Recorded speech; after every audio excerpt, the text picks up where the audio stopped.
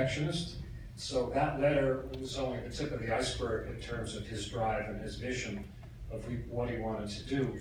And what a lot of people don't realize is, as much of a genius Michael was in writing, singing, and dancing, he was just as much of a genius in marketing and promotion, because he knew exactly what he wanted to do.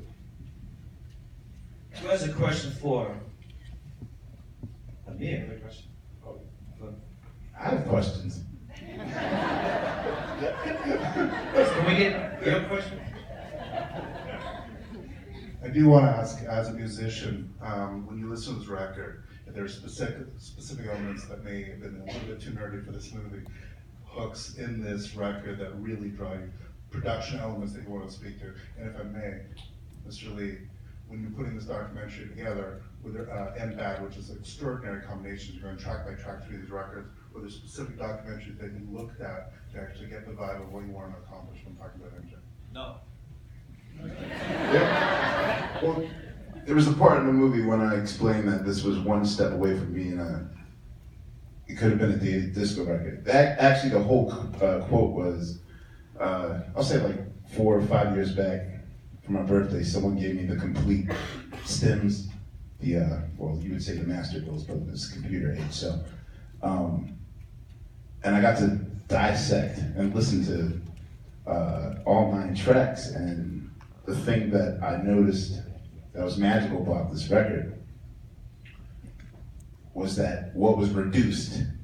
So basically, in my head, as I see it, looking at the tracks on Pro Tools, is that every idea was tried.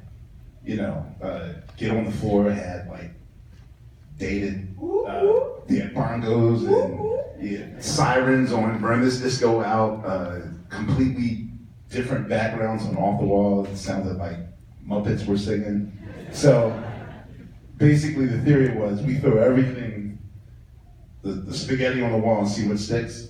And I was really more impressed with the fact that what was taken away. And I noticed that, you know, had they kept all of those grandiose ideas in there, you know, the swirling string section of Rock With You, that's hardly, like there's other parts and just like 5 verses in Get On The Floor. There's a verse in Get On The Floor that's in another key, you know. And so I was just more impressed at the rawness of the album. So that's what I meant by it could have went either way. So I was more impressed that they tried everything and then took elements out.